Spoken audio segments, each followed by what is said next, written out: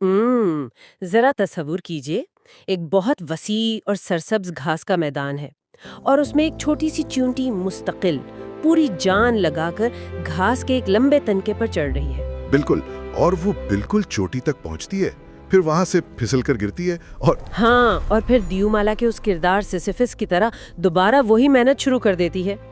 بظاہر تو یہی لگتا ہے کہ شاید اس چونٹی کی اس جدوجہد کے پیچھے اس کی اپنی ذات کا کوئی بہت بڑا مقصد چھپا ہوا ہے۔ لیکن دیکھیے، حیاتیات کی دنیا میں حقیقت اس کے بالکل برعکس ہے۔ دراصل وہ چونٹی اپنی مرضی سے ایسا کچھ نہیں کر رہی ہوتی۔ اس کے اس ننھے سے دماغ پر ایک انتہائی چھوٹے تفیلی کیڑے نے، جسے ہم لائنز فلوک کہتے ہیں، اس نے مکمل قبضہ کر لیا ہے۔ ارے واہ، مطلب ایک کیڑے نے اس کا دماغ ہائی جیک کر لیا ہے؟ جی بالکل۔ اس طفیلی کیڑے کی مجبوری یہ ہوتی ہے کہ اسے اپنی بقا اور نسل بڑھانے کے لیے کسی گائے یا بھیڑ کے میدے میں جانا ہوتا ہے، تو وہ اس چونٹی کے اعصابی نظام کو اپنے کنٹرول میں لے کر اسے ایسی جگہ پر لا کھڑا کرتا ہے جہاں سے وہ آسانی سے کسی چرنے والے جانور کا نوالا بن سکے۔ تو اس ساری مشقت میں چونٹی کا اپنا کوئی فائدہ نہیں ہے؟ بالکل نہیں، بلکہ یہ تو اس کی موت کا پروانہ ہے۔ سارا کا سارا فائدہ صرف اس طفیلی کیڑے کا ہو رہا ہوتا ہے۔ یہ بات واقعی رونگٹے کھڑے کر دینے والی ہے۔ ایک کیڑا جو کسی دوسرے جاندار کے دماغ کو ہائی جیک کر لے۔ یہیں سے فلاسفر ڈینیل ڈینٹ کی مشہور کتاب بریکنگ دی اسپیل کا وہ موضوعی خاکہ شروع ہوتا ہے، جس پر آج کی اس نشست میں ہم یہ تفصیلی اور بہت گہری گفتگو کرنے والے ہیں۔ صحیح، اور اس کتاب کی سب سے خاص بات یہ ہے کہ مصنف کسی عقیدے کی نہ تو حمایت کر رہے ہیں اور نہ ہی مخالفت۔ بالکل، وہ مکمل طور پر غیر جانبدار ہیں۔ وہ پوری دنیا کے حالات کو خالصتاً اکیڈیمک اور سائنسی شواہد کی بنیاد پر پرکھتے ہوئے ایک لرزہ خیز سوال اٹھاتے ہیں۔ وہ پوچھتے ہیں کہ کیا ایسا ممکن ہے کہ جس طرح ایک کیڑا چیونٹی کے دماغ پر حاوی ہو جاتا ہے، بالکل اسی طرح کچھ نظریات انسانی دماغ پر قبضہ کر لیتے ہوں؟ یعنی یہاں مذہب کو کسی روحانی یا الہیاتی اینک سے قطعی نہیں دیکھا جا رہا، بلکہ خالصتاً ایک قدرتی مظہر یا نیچرل فینومینن کے طور پر جانچا جا رہا ہے، جسے حیاتیات، ارتقاء اور نفسیات کے عام قوانین کے تحت سمجھا جا سکتا ہے۔ جی، اچھا، آگے بڑھنے سے پہلے ایک انتہائی اہم اعلان۔ یہ ویڈیو اے آئی کی مدد سے بنائی گئی ہے، لہٰذا اس میں تلفظ یا جنس کی شناخت میں ممکنہ غلطی ہو سکتی ہے۔ جی بالکل۔ پاسٹ ٹو پریزنٹ اس علمی سفر میں خوش آمدید۔ یہ چینل آپ کو تاریخ کے گمشدہ اوراق سے لے کر فلسفے کی گہرائیوں تک اور سائنس کے حیرت انگیز کرشموں تک ایک دلچسپ سفر پر لے جاتا ہے۔ آج ہم آپ کے لیے بریکنگ دی اسپیل کے نایاب خزانے سے انتخاب لے کر آئے ہیں۔ ہاں، آج سب علم دوستوں کے خلوص اور سپورٹ کے لیے دل کی گہرائیوں سے شکریہ۔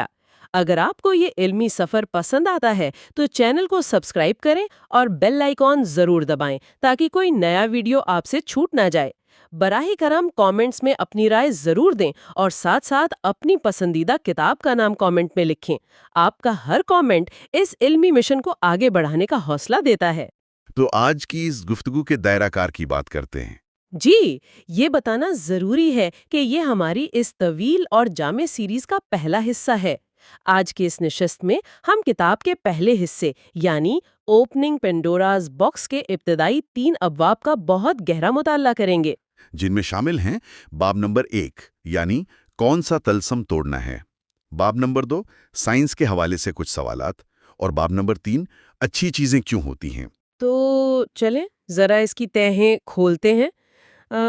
ایک کیڑا تو چلیں زندہ چیز ہے، اس کا ایک مادی وجود ہے، ایک حیاتیاتی ضرورت ہے اس کی، مگر ایک بے جان نظریہ یعنی محض ایک آئیڈیا کیسے کسی انسان کے شعور کو اس طرح قابو کر سکتا ہے کہ انسان اپنی جان تک قربان کر دے؟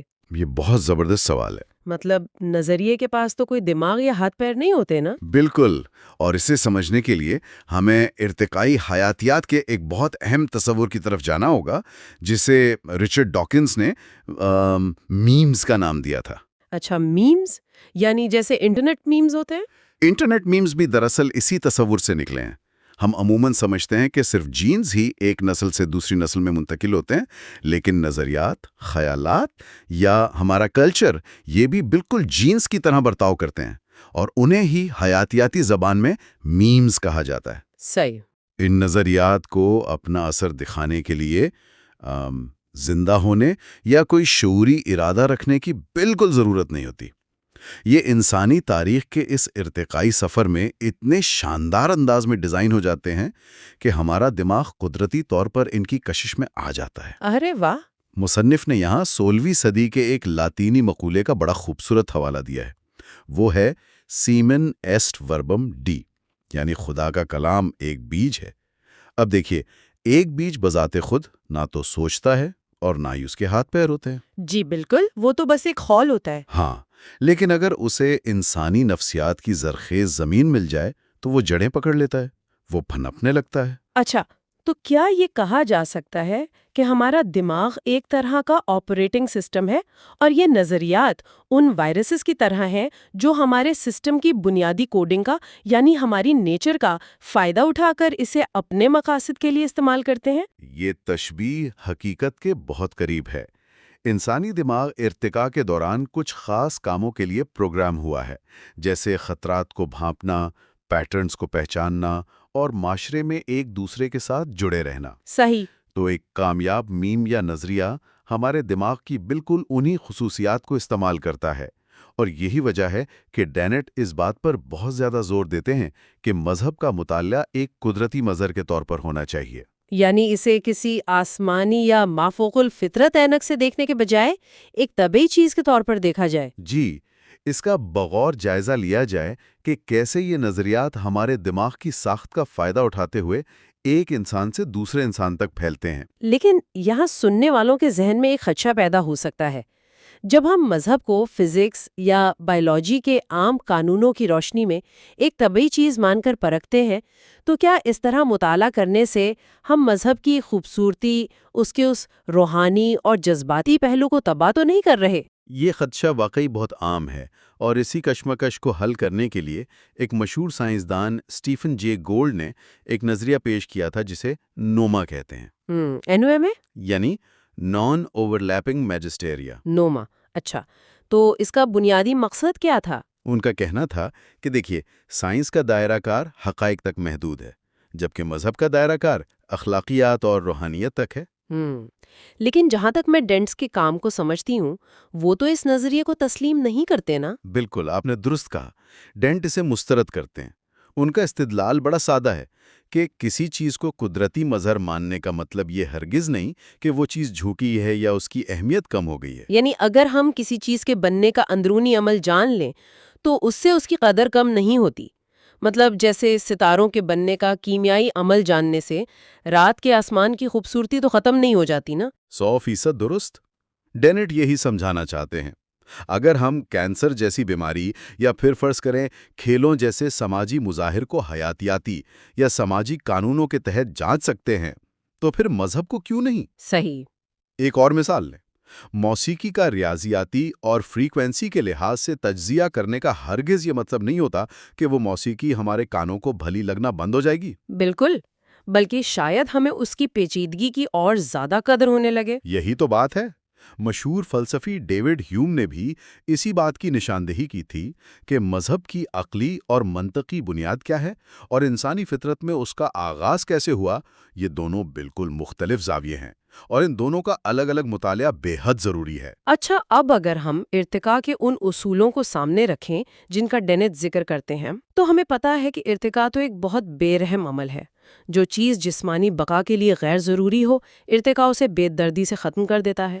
بالکل، ارتقاء فضول خرچی پسند نہیں کرتا۔ ہاں، مگر دوسری طرف ہم دیکھتے ہیں کہ مذہب کے قیام اور اس کی بقا میں انسان کے وقت، توانائی اور وسائل کا بے پناہ خرچ ہوتا ہے۔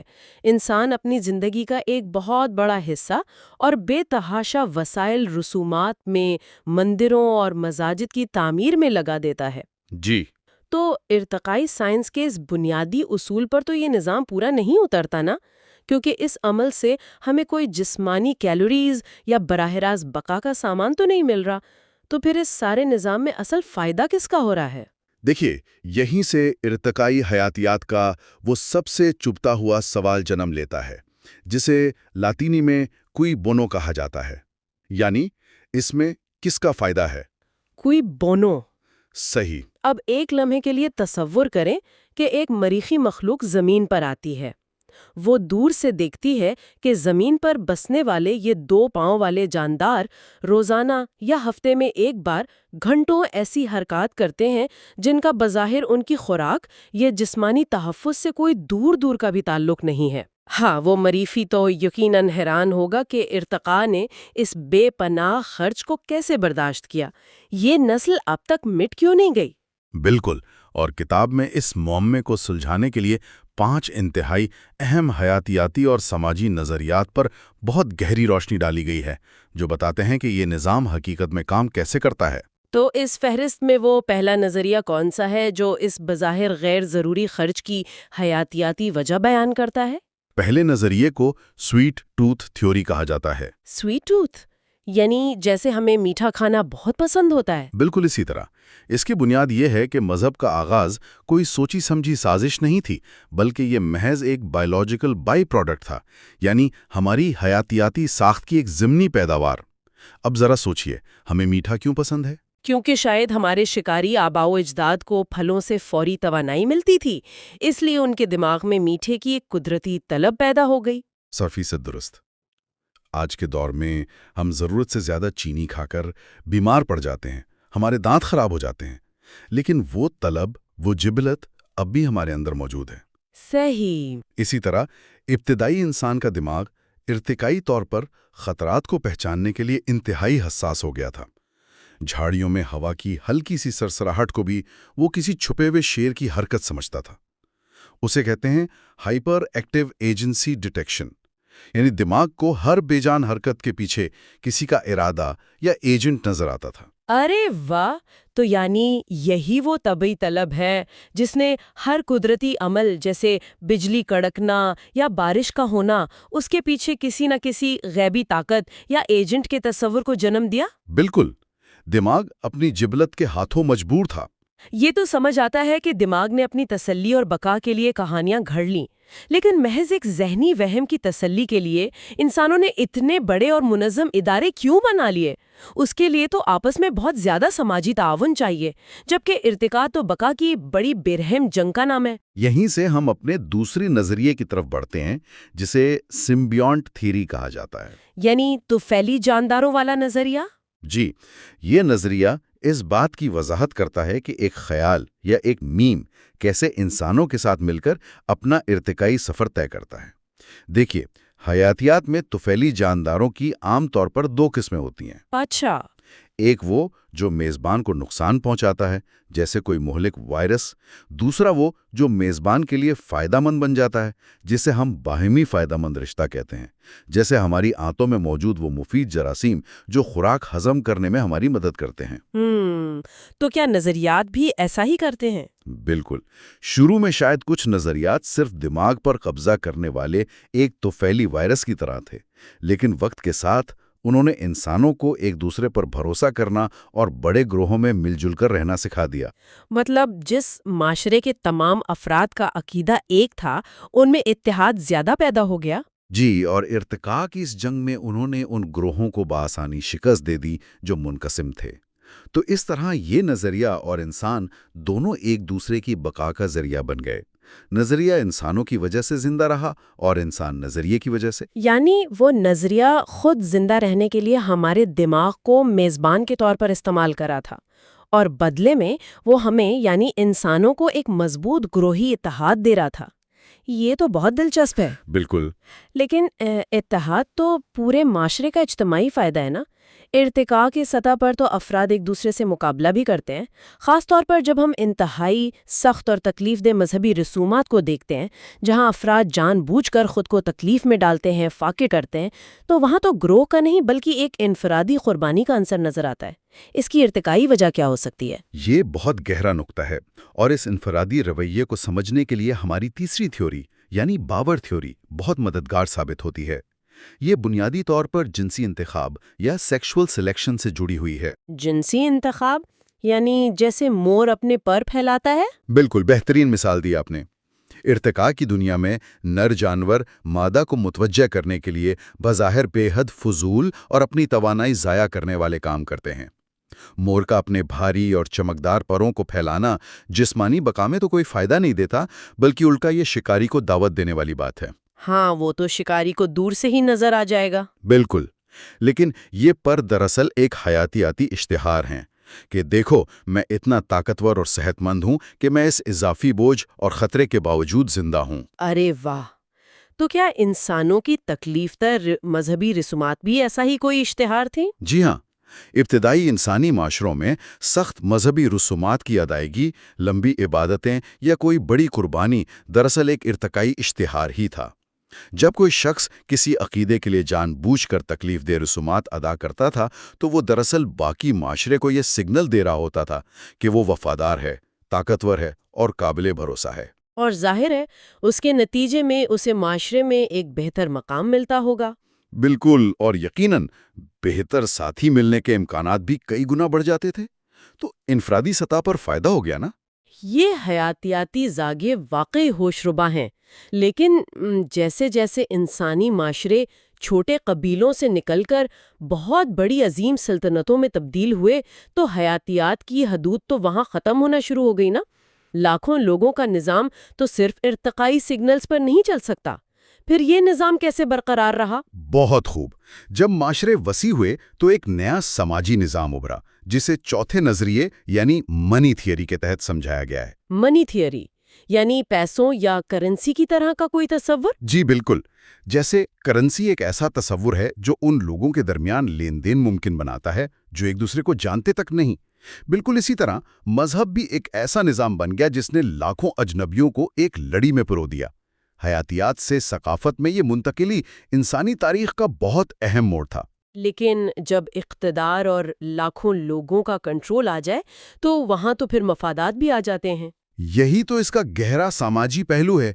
जब एक बार ये ज़बरदस्त निज़ाम बन गया, तो फिर मुआशरे के ताकतवर तबकात या यूं कह लें कि अशराफिया ने इसे शऊरी तौर पर अपने फ़ायदे के लिए इस्तेमाल करना शुरू कर दिया। मतलब एक ऐसा निज़ाम जो शुरू में इंसानी दिमाग की मजबूरी और कुदरती इर्तिका की वजह से उभरा था, उसे बाद में बाकायदा प्लानिंग के तहत लोगों को कंट्रोल करने, कवानीन नाफिज करने और इक़्तिदार बरकरार रखने के लिए इस्तेमाल किया जाने लगा। बिल्कुल, वो एक बहुत बड़ी फर्म या कंपनी की तरह काम करने लगा जिसके अपने मफादात थे। ये सब तो सुनकर ऐसा लगता है जैसे ये कोई इंतहाई मशीनी और हाकमाना ढांचा हो। इस सब में वो सुकून कहाँ गया जिसके लिए एक आम इंसान आज भी इन अकायद की तरफ रुजू करता है? मतलब इंसान तो दुख, तकलीफ और मौत के खौफ से बचने के लिए नजरियात से लिपटता है ना, वो तो उसमें रूहानी सुकून तलाश करता है। और इंसान की इस इंतहाई जज्बाती और नफ्सियाती ज़रूरत को मुसन्निफ ने अपनी 5वीं थियरी, जिसे वो पर्ल थियरी या मोती की थियरी कहते हैं, इसके ज़रिए बड़ी खूबसूरती से वाज़ेह किया है। पर्ल थियरी, ये नाम ही बहुत दिलकश है। ये क्या बताती है? ये बताती है कि ये निज़ाम अंदर से, यानी एक फ़र्द के जहन में काम कैसे करता है। आपने कभी गौर किया है कि समुंदर में एक सीप के अंदर मोती कैसे बनता है? जी, सुना है कि जब कोई रेत का जर्रा उसके अंदर चला जाए तो वो मोती बनाता है। बिल्कुल। जब एक सीप के नाजुक अंदरूनी हिस्से में रेत का कोई जर्रा या कोई चुभने वाली चीज चली जाती है, तो सीप उस मुसलसल चुभन और तकलीफ से बचने के लिए एक दिफाई निज़ाम के तहत उस जर्रे के गिर्द एक मुलायम और नर्म खोल बनाना शुरू कर देता है। और जो आखिरकार एक खूबसूरत मोती की शक्ल इख्तियार कर लेता है। जी। अब उसे इंसान पर रख कर देखें। इर्तिका ने इंसान को एक इंतहाई तेज और हसास दिमाग दे दिया, जिसकी वजह से इंसान को शऊर मिला। उसे अपनी मौत का और इस कायनात की लामहदूद वसअत का एहसास होने लगा। तो गोया वो शूर और मौत का वो खौफ, वो रेत का तकलीफदा जर्रा था। 100%। वो चुभन थी जिसने इंसान को एक बेपना वजूदी खौफ, या जिसे एग्जिस्टेंशियल ड्रेड कहते हैं, उसमें मुब्तला कर दिया। और फिर इस खौफ से, इस मुसलसल जहनी तकलीफ से बचने के लिए इंसान के दिमाग ने इन नज़रियात का एक खूबसूरत और इंतहाई तसल्ली बख्श खौल बनाना शुरू कर दिया। अरे वाह, ये तशबीह वाकई बहुत कमाल है। यानी वो खौल उसे एक सुकून, मानवियत और तहफ़्फ़ुज़ का एहसास देता है, बिल्कुल एक मोती की तरह। जी हाँ, बिल्कुल इसी तरह। अच्छा, अगर ये नज़रियात इर्तकाई तौर पर इतने वाज़ेह हैं और इन 5 ज़ावियों से हम इंसानी तारीख के इस सबसे बड़े मज़र को इतनी आसानी से समझ सकते हैं, تو پھر سائنس کی دنیا اب تک اس موضوع پر کھل کر بات کرنے سے کیوں کتراتی رہی ہے؟ کتاب کے عنوان میں کس طلسم کو، کس جادو کو توڑنے کی بات ہو رہی ہے؟ یہ وہ نقطہ ہے جہاں انسانی ثقافت اور سائنسی تحقیق آپس میں بری طرح ٹکراتے ہیں۔ ایک مشہور ماہر نفسیات ہیں فلپ ٹیٹلاک، ان کی ایک شاندار تحقیق ہے جسے وہ سیکرڈ ویلیوز یعنی مقدس اقدار اور ٹیبو ٹریڈ آف کہتے ہیں۔ مقدس اقدار، اس سے ان کی کیا مراد ہے؟ دنیا کے ہر معاشرے میں کچھ چیزوں کو اس قدر بلند اور مقدس مقام دے دیا جاتا ہے کہ ان پر محض سوال اٹھانا یا ان کا معروضی تجزیہ کرنا ہی اخلاقی طور پر بہت برا سمجھا جاتا ہے۔ ایک طرح کا غیر اعلانیہ سماجی دباؤ ہوتا ہے۔ مطلب یہ کہ آپ ہر چیز کو خوردبین کے نیچے نہیں رکھ سکتے، معاشرے نے کچھ سرخ لکیریں کھینچی ہوئی ہیں۔ بالکل، اور یہی وہ طلسم ہے، وہ جادو ہے جس نے محققین اور بڑے بڑے سائنسدانوں کو دہائیوں تک اس موضوع پر کھل کر سائنسی بحث کرنے سے روکے رکھا۔ وہ ڈرتے تھے کہ اس پر بات کی تو انہیں معاشرے میں برا سمجھا جائے گا۔ لیکن بہت سے لوگ یہ سوچ سکتے ہیں کہ بھائی کسی چیز کا بھرم بنائے رکھنا ہی بہتر ہے۔ جب ہم کسی طلسم کو توڑنے کی کوشش کرتے ہیں، خاص طور پر کوئی ایسی چیز جو دنیا کے اربوں لوگوں کو روزمرہ زندگی میں سکون دیتی ہو، تو کیا یہ تحقیق خود اس مقدس چیز کو تباہ کر کے دنیا میں ایک بے چینی نہیں پھیلا دے گی؟ یہ تو خطرے والی بات ہے۔ انسانوں کی بھلائی کے لیے اور کون سا سراسر تباہی کے لیے؟ تاریخ گواہ ہے کہ جب نظریات انسان کے دماغ کو مکمل طور پر اندھے پن کی حد تک ہائی جیک کر لیتے ہیں تو اس کے نتائج کتنے خوفناک ہو سکتے ہیں۔ ہاں، تاریخ تو ایسی مثالوں سے بھری پڑی ہے۔ بالکل، کتاب میں مثال دی گئی ہے جونز ٹاؤن کی۔ جونز ٹاؤن کا وہ ہولناک واقعہ کوئی نہیں بھول سکتا، جہاں ایک لیڈر کے اندھے عقیدے اور اس طلسم میں گرفتار ہو کر سینکڑوں لوگوں نے خوشی خوشی اجتماعی خودکشی کر لی تھی۔ او ہاں، وہ بہت بھیانک واقعہ تھا۔ نظریہ مہلک شکل اختیار کر لے تو اسے محض احترام کی خاطر نظر انداز کرنا پوری انسانیت کے لیے تباہ کن ہو سکتا ہے۔ صحیح۔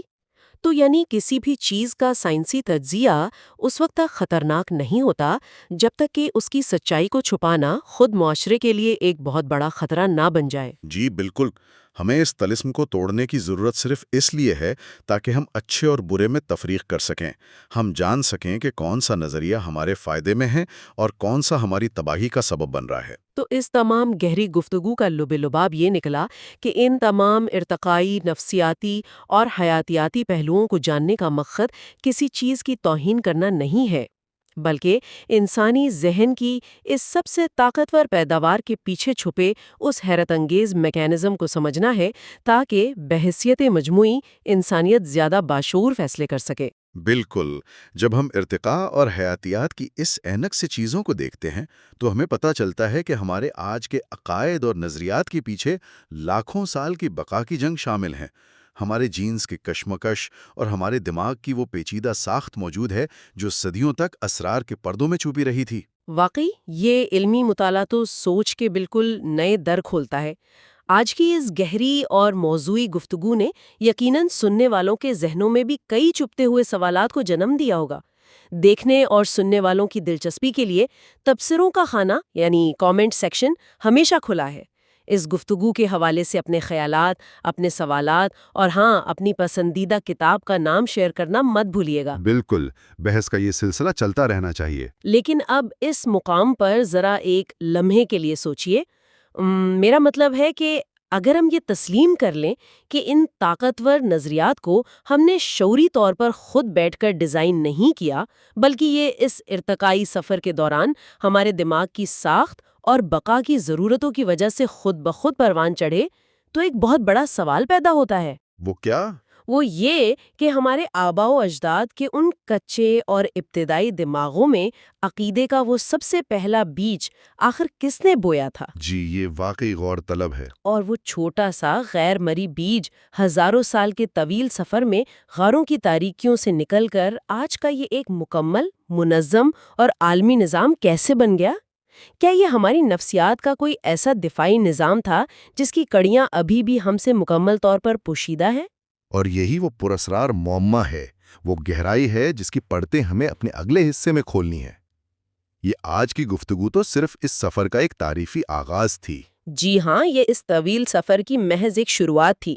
اگلے حصے میں ہماری گفتگو اوپننگ پینڈوراز باکس کی ان ابتدائی بحثوں سے آگے بڑھ کر انسانی عقائد کی انتہائی گہری اور قدیم حیاتیاتی تاریخ میں باقاعدہ داخل ہو جائے گی۔ بالکل۔ اگلی نشست میں ہم جن ابواب کا بغور مطالعہ کریں گے ان میں شامل ہیں باب number 4 The Roots of Religion، باب number 5 Religion the Early Days، باب number 6 The Evolution of Stewardship، باب number 7 Invention of Team Spirit اور باب نمبر 8 Belief in Belief۔ تو کیا آپ ذہنوں میں بوئے گئے اس پہلے بیج کی پراسرار تلاش کے لیے تیار ہیں؟ فرض کیا جائے کہ آج سے لاکھوں سال قبل کا ایک گھنا اور انتہائی تاریک جنگل ہے۔ ایک ایسا دور جہاں انسان کی بقا کا انحصار صرف اس کی جسمانی طاقت پر نہیں تھا۔ بالکل، صرف تیز دوڑنے سے کام نہیں چلتا تھا، بلکہ دماغ کی اس خاص پروگرامنگ پر تھا جو اندھیرے میں چھپے کسی بھی خطرے کو وقت سے پہلے بھانپ لے۔ اور یہیں سے اسی تاریک اور پر اسرار ارتقائی ماحول سے ان خیالات نے جنم لیا جنہوں نے آگے چل کر ہماری پوری دنیا کو بدل دیا۔ صحیح، اور ہمارے معاشروں اور سب سے گہرے عقائد کی بنیاد رکھی۔ ہم آج بالکل وہیں سے اس سلسلے کو جوڑیں گے جہاں ہم نے پچھلے حصے میں اسے چھوڑا تھا۔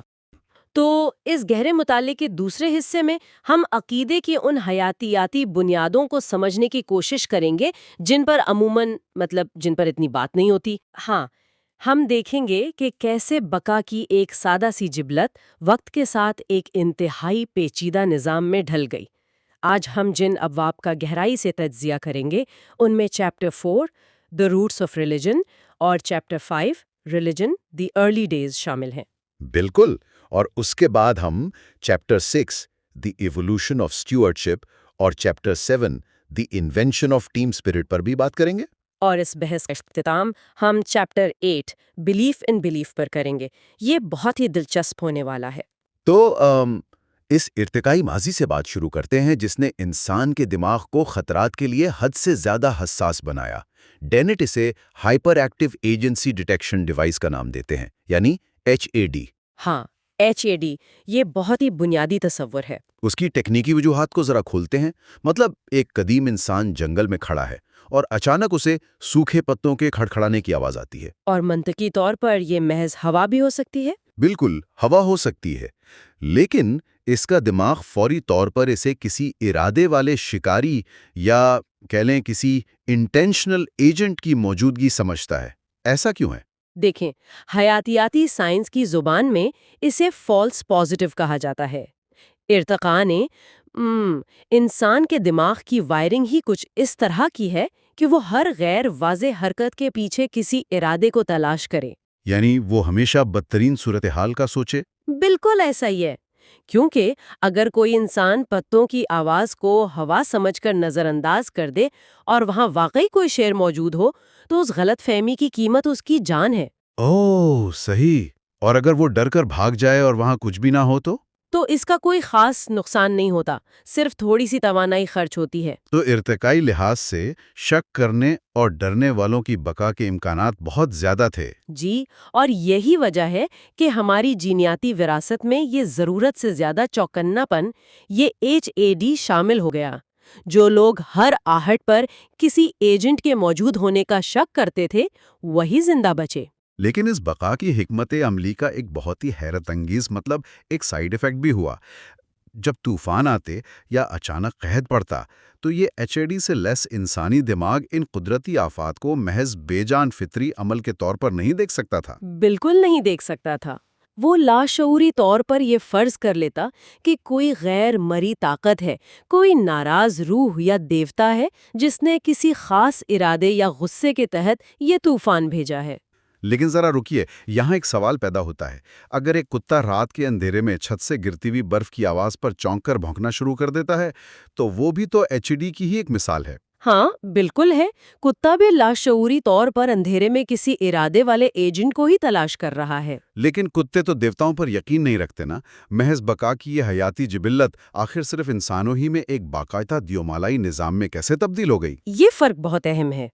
دیکھیں، کتے کا دماغ آواز سن کر ایجنٹ کو فرض کرتا ہے، لیکن جب خطرہ نہیں ملتا تو اس کا دماغ وہیں رک جاتا ہے، وہ آگے نہیں سوچتا۔ اور انسان کے معاملے میں ایسا نہیں ہوتا؟ نہیں، بالکل نہیں ہوتا، کیونکہ انسانی دماغ کے پاس ایک انتہائی پیچیدہ زبان ہے، تخیل کی ایک لمبی اڑان ہے اور سماجی روابط کا ایک وسیع جال موجود ہے۔ تو جب HAD کی وجہ سے انسانی دماغ میں کسی خیالی ایجنٹ کا تصور پیدا ہوتا ہے تو ہمارا دماغ اسے فوری طور پر بھولنے کے بجائے اس کے گرد کہانیاں بنانا شروع کر دیتا ہے۔ وہ سوچتا ہے کہ یہ ایجنٹ کون ہے، کیا چاہتا ہے اور ہم سے ناراض کیوں ہے۔ اور ظاہر ہے ہر کہانی یا ہر خیالی تصور تو زندہ نہیں رہا ہوگا، مطلب ہزاروں سال پہلے تو روزانہ بے شمار بھوتوں اور روحوں کے تصورات پیدا ہوتے ہوں گے۔ بالکل، اور ڈینٹ اسی تصور کو کمپٹیشن فار ریہرسل اسپیس کا نام دیتے ہیں۔ انسانی ذہن کے اندر ان لاتعداد خیالی ایجنٹس کے درمیان بقا کی ایک جنگ شروع ہو گئی۔ جیسے خیالات کی ایک ارتقائی جنگ۔ ہاں، اور صرف وہ طاقتیں یا وہ تصورات زندہ رہے جو سماجی طور پر کوئی افادیت رکھتے تھے۔ ان میں بھی خاص طور پر وہ تصورات آگے بڑھیں جن کے پاس اسٹریٹجک انفارمیشن تھی۔ اچھا، یہ اسٹریٹجک انفارمیشن والا نقطہ واقعی بہت دلچسپ ہے۔ یعنی اگر کوئی یہ کہے کہ ایک روح ہے جسے یہ معلوم ہے کہ میں نے اپنا لکڑی کا پیالہ کہاں رکھا ہے، تو یہ معلومات کسی کے لیے بھی کوئی اہمیت نہیں رکھتی۔ بالکل، کسی کو کیا فرق پڑتا ہے کہ آپ کا پیالہ کہاں ہے؟ لیکن اگر کوئی یہ دعویٰ کرے کہ ہمارے آباؤں و اجداد کی روحیں یہ جانتی ہیں کہ کل رات کس نے کس کے خلاف سازش کی یا کس نے قبیلے کا اصول توڑا۔ ہاں، تو اب یہ معلومات پورے قبیلے کے لیے انتہائی اہم بن جاتی ہیں۔ اس سے ایک زبردست سماجی دباؤ پیدا ہوتا ہے، لوگ ڈرتے ہیں کہ ان کے راز چھپے ہوئے نہیں ہیں۔ اور یہی وہ مرحلہ ہے جہاں سے لوک عقائد منظم ہونا شروع ہوتے ہیں اور تاریخ میں شیمنز یا ابتدائی جادوگروں کا کردار ابھرتا ہے۔ بالکل، انسان ارتقائی طور پر بہت شکی واقع ہوا ہے، وہ ہر بات پر اتنی آسانی سے یقین نہیں کرتا، تو ان عقائد کو منوانے کے لیے کچھ خاص کرنا ضروری تھا۔ تو کیا یہ شیمنز دراصل تاریخ کے ابتدائی ہپنوٹسٹ تھے؟ آپ بالکل ایسا کہہ سکتے ہیں۔ وہ ایسی شوبدہ بازی کرتے تھے جیسے دہکتی آگ پر ننگے پاؤں چلنا یا مریض کے جسم پر ہاتھ پھیر کر بیماری کو باہر نکالنے کا دکھاوا کرنا، تاکہ دیکھنے والوں کا وہ پیدائشی شک وقتی طور پر مفلوج ہو جائے۔ بالکل، جب لوگ یہ حیرت انگیز چیزیں دیکھتے تو وہ سحر میں مبتلا ہو کر شمن کی ہر بات پر اندھا یقین کرنے لگتے۔ اور چونکہ اس دور میں کوئی کتابیں یا تحریری زبان نہیں تھی، تو ان پیچیدہ عقائد کو نسل در نسل منتقل کرنا بھی ایک بڑا مسئلہ رہا ہوگا۔ اسی لیے ان زبانی ثقافتوں نے رسومات، رقص اور مل جل کر گانے کو محض تفریح کے طور پر نہیں بلکہ میموری انجینئرنگ ڈیوائسز کے طور پر استعمال کیا۔ اچھا، یعنی جب سینکڑوں لوگ ایک ہی وقت میں ایک ہی ردم کے ساتھ کوئی منتر پڑھتے ہیں یا رقص کرتے ہیں تو معلومات میں غلطی کا امکان تقریباً ختم ہو جاتا ہے۔ بالکل ایسا ہی ہے۔ اگر ایک شخص کوئی جملہ بھول بھی جائے تو پورا قبیلہ اس خلا کو بھر دیتا ہے۔ یہ عقائد کو محفوظ رکھنے کا ایک زبردست حیاتی طریقہ تھا۔ لیکن ان شیمنز کے حوالے سے میرے ذہن میں ایک بات کھٹکتی ہے۔ یہ لوگ جو آگ پر چل رہے تھے یا بیماریاں نکالنے کا ناٹک کر رہے تھے، کیا یہ جان بوجھ کر قبیلے کے لوگوں کو فریب دے رہے تھے؟ مطلب آپ کا سوال یہ ہے کہ کیا وہ خود جانتے تھے کہ وہ جھوٹ بول رہے ہیں؟ ہاں، جسے پال ٹیلج کی زبان میں سیکرڈ ڈس آنیسٹی یا مقدس بے ایمانی کہا جاتا ہے، یا پھر وہ واقعی اس کیفیت کا خود بھی شکار تھے؟ دیکھیں، بشریات اور نفسیات کے جو شواہد ہیں وہ بتاتے ہیں کہ یہ کوئی سوچی سمجھی اور مکمل دھوکہ دہی نہیں تھی۔ ان میں سے بہت سے شامل واقعی ایک گہرے ٹرانس یا وجدانی کیفیت میں چلے جاتے تھے۔ یعنی وہ خود بھی اس ہپنوٹک سحر کا حصہ تھے؟ بالکل، کچھ انسانوں کا اعصابی نظام اور دماغی کیمسٹری جینیاتی طور پر ہی ایسی ہوتی ہے کہ وہ بہت جلد گہرے سحر میں چلے جاتے ہیں، انہیں واقعی روحانی تجربات محسوس ہوتے ہیں۔ تو شمنز کو یقیناً یہ محسوس ہوتا ہوگا کہ ان سے کوئی طاقت کلام کر رہی ہے۔ ہاں، لیکن وہ اتنا ضرور جانتے تھے کہ عام لوگوں کی توجہ کھینچنے کے لیے کچھ ظاہری کرشمے اور ہاتھ کی صفائی دکھانا ضروری ہے۔ وہ اسے ایک مقدس مقصد کے لیے کیا گیا چھوٹا سا فریب سمجھتے تھے۔ صحیح۔ تو اگر یہ لوک عقائد اور شامنز اس قدر آزاد اور قدرتی تھے تو پھر وہ کون سا موڑ تھا جہاں سے یہ سب باقاعدہ منظم مذاہب کی شکل اختیار کرنے لگے؟ یہ تبدیلی تب آئی جب انسانوں نے شکار چھوڑ کر باقاعدہ زراعت شروع کی اور بڑی بستیوں میں آباد ہونا شروع کیا۔ مطلب جب معاشرے بڑے ہونے لگے۔ ہاں، جیسے جنگلی جانوروں اور پودوں کو لا کر پالتو بنایا گیا، بالکل اسی طرح ان آزاد اور بے ترتیب عقائد کی بھی باقاعدہ ڈومیسٹیکیشن کی گئی۔ ڈومیسٹیکیشن، یہ بات سن کر مجھے بھیڑوں کی یاد آ رہی ہے۔ انسانوں نے بھیڑوں کو جنگلی شکاریوں اور بھیڑیوں سے بچانے کے بہانے پالتو بنایا۔ بالکل۔ بھیڑوں کو لگا ہوگا کہ وہ محفوظ ہیں، لیکن در حقیقت انسان انہیں ان کی اون اور گوشت کے لیے استعمال کر رہا تھا۔ یہ بہت زبردست تشبیہ ہے۔ تو کیا پادریوں اور حکمرانوں نے بھی عوام کو غضبناک دیوتاؤں اور نامعلوم آفتوں سے بچانے کا ڈر دکھا کر انہیں اپنی پناہ میں لیا تاکہ وہ معاشرے کے وسائل اور لوگوں کی سوچ پر قابو پا سکیں؟ آپ نے بالکل درست تجزیہ کیا۔ اس عمل کو ایک طرح کی کلیپٹوکریسی قرار دیا جاتا ہے، جہاں سیاسی اور مذہبی رہنماؤں کا ایک گٹھ جوڑ بن جاتا ہے۔ اور انہوں نے خود کو ان عقائد کا رکھوالا یعنی سٹیورڈ مقرر کر لیا۔ بالکل۔ جب ان رکھوالوں نے عقائد کو پالتو بنایا تو انہوں نے ان میں جان بوجھ کر کچھ ایسی تبدیلیاں کیں جو ان کی اپنی بقا کے لیے ضروری تھیں۔ کس قسم کی تبدیلیاں؟ سب سے اہم تبدیلی یہ تھی کہ عقائد کو اس طرح پیش کیا جانے لگا کہ انہیں کسی صورت غلط ثابت نہ کیا جا سکے۔ اچھا، یعنی وہ تصورات جو طبی دنیا میں پرکھے جا سکتے تھے انہیں بتدریج ختم کر دیا گیا۔ بالکل ایسا ہی ہے۔ مثال کے طور پر اگر یہ کہا جائے کہ دیوتا کو قربانی کا گوشت براہ راست چاہیے تو یہ بات تو فوراً غلط ثابت ہو جائے گی، کیونکہ گوشت تو اگلی صبح وہیں پڑا رہتا ہے۔ تو اس کی جگہ یہ تصور لایا گیا کہ دیوتا گوشت نہیں بلکہ اس سے اٹھنے والے دھوئیں کو قبول کرتے ہیں۔ بالکل۔ اب دھواں تو آسمان میں جا کر غائب ہی ہو جاتا ہے نا، اس دعوے کو بھلا کیسے کوئی غلط ثابت کر سکتا ہے؟ کیا کمال کی بات ہے۔ جو عقائد حواس یا تجربے کی بنیاد پر پرکھے جا سکتے تھے وہ ارتقاء کی چھلنی میں معدوم ہو گئے اور صرف وہ تصورات بچ گئے جن کی جانچ پڑتال ناممکن تھی۔ اور اسی طرح یہ عقائد ایک بہت مضبوط سماجی اور معاشی ادارے کی شکل اختیار کر گئے۔ معاشی ادارے سے یاد آیا، جب ہم ان منظم عقائد کو ایک سماجی اور معاشی نظر سے دیکھتے ہیں تو راڈنی سٹارک کی ریشنل چوائس تھیوری سامنے آتی ہے۔ ہاں، ڈینٹ نے اس کا بہت تفصیلی ذکر کیا ہے، جس کے مطابق مذہبی گروہوں معاشرے میں بالکل جدید کارپوریشنز کی طرح کام کرتے ہیں۔ جی، اور سٹارک کا یہ تجزیہ انتہائی غیر جانبدارانہ اور سائنسی ہے۔ وہ بتاتے ہیں کہ ان گروہوں کے درمیان باقاعدہ ایک مقابلہ ہوتا ہے، مارکیٹ کا مقابلہ۔ اور ان میں سب سے کامیاب وہ گروہ ہوتے ہیں جنہیں ہائی ٹینشن مذاہب کہا جاتا ہے۔ ہائی ٹینشن مذاہب یعنی وہ گروہ جو اپنے ماننے والوں سے بہت سخت قربانیوں، وقت اور وسائل کا تقاضا کرتے ہیں۔ لیکن یہاں ایک الجھن پیدا ہوتی ہے۔ کیسی الجھن؟ عام منطق تو یہ کہتی ہے کہ اگر کوئی گروہ بہت زیادہ سختی کرے گا، مطلب مشکل روزے رکھوائے گا، لباس کی سخت پابندیاں لگائے گا یا آمدنی کا بڑا حصہ مانگے گا تو لوگ اسے دور بھاگیں گے۔ بظاہر ایسا ہی لگتا ہے۔ تو پھر یہ گروہ اتنے کامیاب کیسے ہو جاتے ہیں؟ اس کی وجہ فری رائڈرز کو الگ کرنا ہے۔ فری رائڈرز مطلب وہ لوگ جو فائدہ تو اٹھانا چاہتے ہیں لیکن محنت نہیں کرنا چاہتے؟ بالکل۔ فری رائڈرز وہ لوگ ہوتے ہیں جو کسی بھی گروہ کے فوائد اور سماجی تحفظ تو حاصل کرنا چاہتے ہیں لیکن بدلے میں کوئی قربانی نہیں دینا چاہتے۔ صحیح۔ تو جب کسی گروہ میں شامل ہونے کی قیمت بہت زیادہ کر دی جاتی ہے تو ایسے مفاد پرست لوگ خود بخود پیچھے ہٹ جاتے ہیں۔ اور پیچھے صرف وہ لوگ بچتے ہیں جو انتہائی مخلص ہوں۔ بے پناہ مضبوط ہو جاتا ہے۔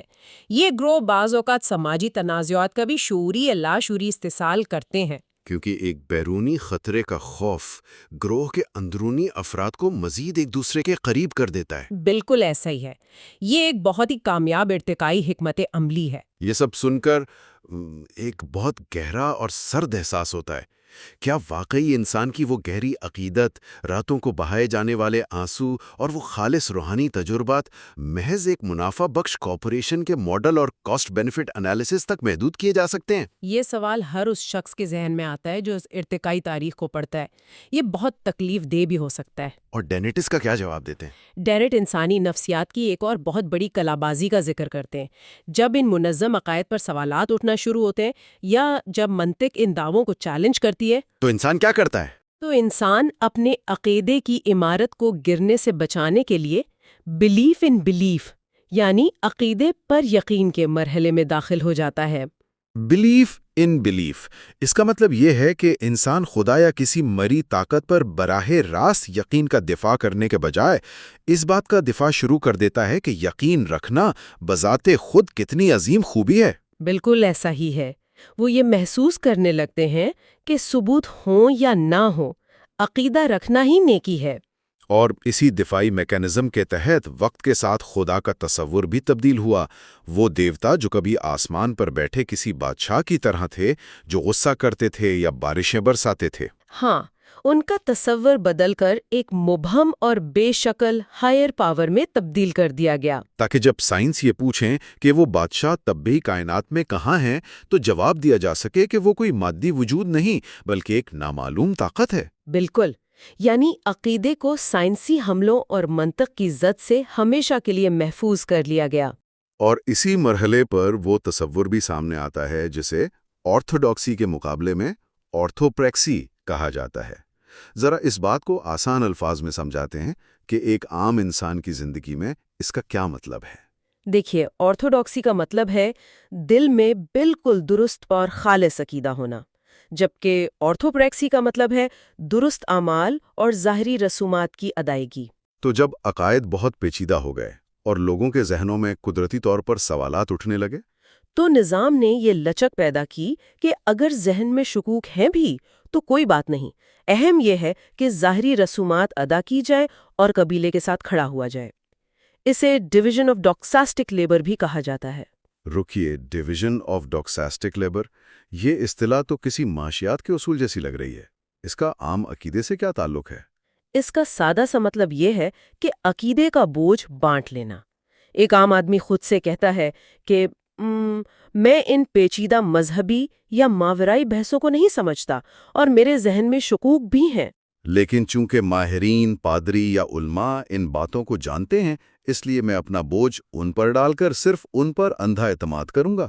بالکل، وہ سمجھنے کی زحمت کے بجائے بھروسہ کرنے کو ترجیح دیتا ہے۔ یہ تو بالکل ایسے ہی ہوا جیسے fake it till you make it والی حکمت عملی۔ انسان اپنے اندر اٹھنے والے شکوک اور منطقی آوازوں کو دبانے کے لیے ظاہری رسومات کا لبادہ اوڑھ لیتا ہے۔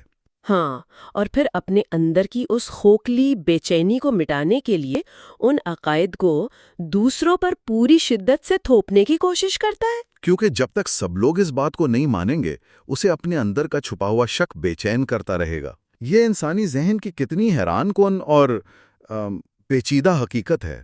جی، ہم نے اس پورے تجزیے میں دیکھا کہ کس طرح لاکھوں سال قبل محض پتوں کی کھڑکھڑاہٹ سے جنم لینے والا ایک چھوٹا سا حیاتیاتی خوف ارتقاء کی منازل طے کرتا ہوا آگے بڑھا۔ وہ خوف شامنز کے سحر، رکھوالوں کی ڈومیسٹیکیشن اور سماجی بقا کے اصولوں سے گزر کر بلاخر ایک ایسے ناقابل تسخیر نظام میں ڈھل گیا جہاں انسان اپنے ہی عقیدے پر یقین کرنے کی خوبی کا دفاع کرنے لگا ہے۔ اور اس گہری بحث کے ساتھ ہی ہم ارتقائی تاریخ اور عقائد کے حیاتیاتی آغاز کا یہ سفر مکمل کر چکے ہیں۔ ہم نے انسانی ذہن کی ان گہرائیوں کا مکمل جائزہ لے لیا ہے جہاں سے یہ تمام تصورات پیدا ہوئے ہیں۔ بالکل، اور اب اگلے مرحلے یعنی ہمارے پارٹ 3 میں گفتگو کا زاویہ مکمل طور پر تبدیل ہو جائے گا۔ ہاں، اب ہم تاریکی اندھیروں سے نکل کر اس بات پر توجہ مرکوز کریں گے کہ یہ ہزاروں سال پرانے عقائد آج کی اس جدید اور سائنسی دنیا میں کس طرح کام کر رہے ہیں۔ اگلی نشست میں ہم chapter 9 towards a buyer's guide to religions اور چیپٹر 10 مورالٹی اور ریلیجن کا تجزیہ کریں گے، اور ہم سمجھیں گے کہ یہ منظم ادارے آج ہماری اخلاقیات پر کیسے اثر انداز ہوتے ہیں۔ لیکن اس سے پہلے کہ ہم آج کے اس تفصیلی جائزے کو سمیٹیں، ہر چیز کو اس کے ارتقائی تناظر میں سمجھنے کے بعد ایک ایسا سوال سامنے آتا ہے جو کسی بھی انسان کو سوچنے پر مجبور کر دے۔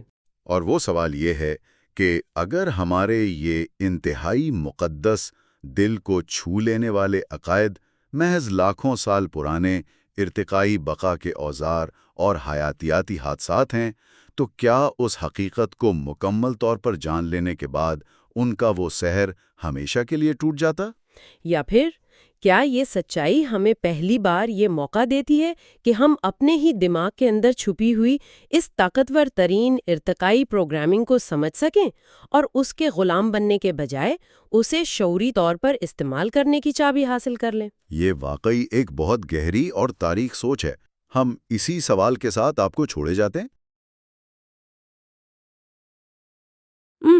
انسانی ارتقاء کے اس طویل اور پیچیدہ سفر میں ہم نے دیکھا کہ کس طرح ہمارے دماغوں نے کچھ خاص عقائد کو اپنانے کی صلاحیت پیدا کی، لیکن اب ہم ماضی کی دھندلی وادیوں سے نکل کر آج کے روشن اور کچھ حد تک بے رحم دور میں داخل ہو رہے ہیں۔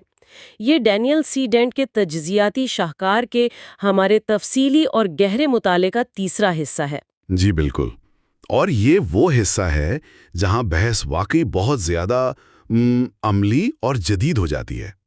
تو آج ہم کس طرف جا رہے ہیں؟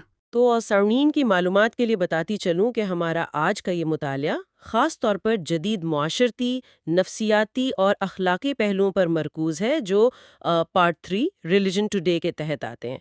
ہم خاص طور پر 2 ابواب کی گہرائی میں جائیں گے۔ پہلا ہے چیپٹر 9 یعنی toward a buyer's guide to religions, اور دوسرا ہے چیپٹر 10 morality اینڈ ریلیجن۔ یہ دونوں ابواب ہی بہت جسے کہتے ہیں نا کہ ایک دم سے چونکا دینے والے ہیں، کیونکہ ڈینٹ یہاں کسی قسم کی روح رایات نہیں چرتے۔ بالکل، اور اسی لیے ہمارا انداز بھی آج مکمل طور پر غیر جانبدار اور ایک محقق جیسا ہوگا۔ تو سب سے پہلا موضوع جو ڈینٹ اٹھاتے ہیں وہ بڑا ہی دلچسپ ہے۔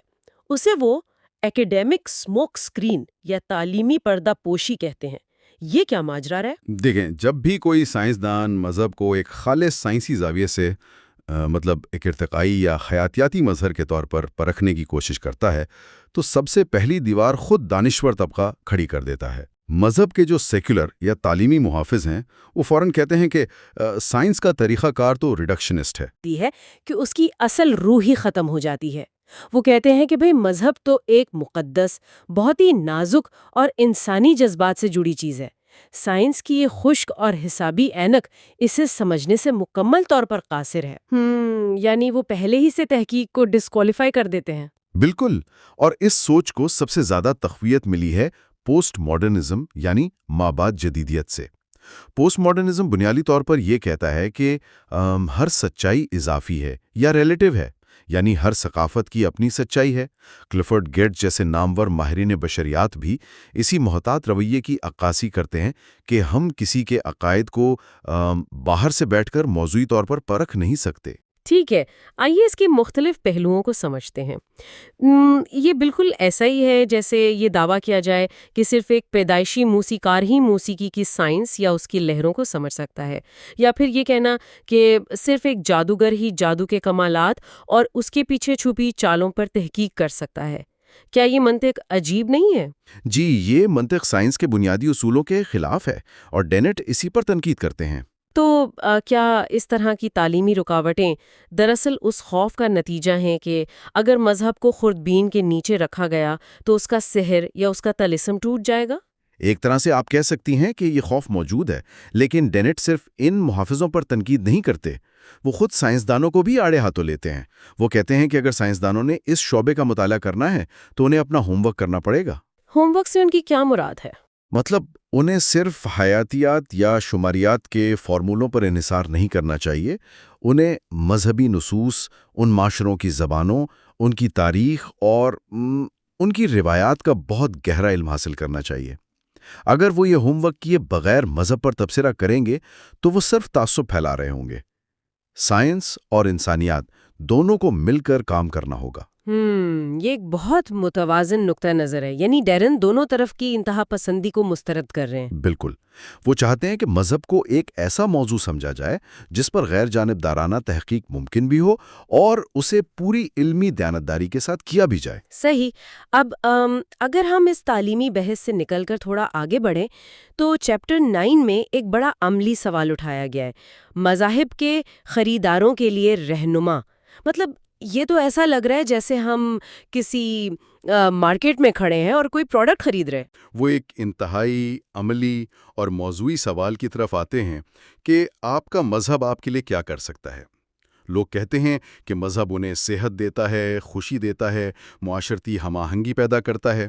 ولیم جیمز نے بھی بہت پہلے اسی قسم کی بات کی تھی کہ مذہب کا اصل امتحان یہ ہے کہ وہ مانوسوں کی زندگیوں میں کام کتنا آتا ہے۔ تو ڈینیٹ ان دعووں کا تجزیہ کیسے کرتے ہیں؟ مطلب کیا وہ مانتے ہیں کہ واقعی ایسا ہوتا ہے؟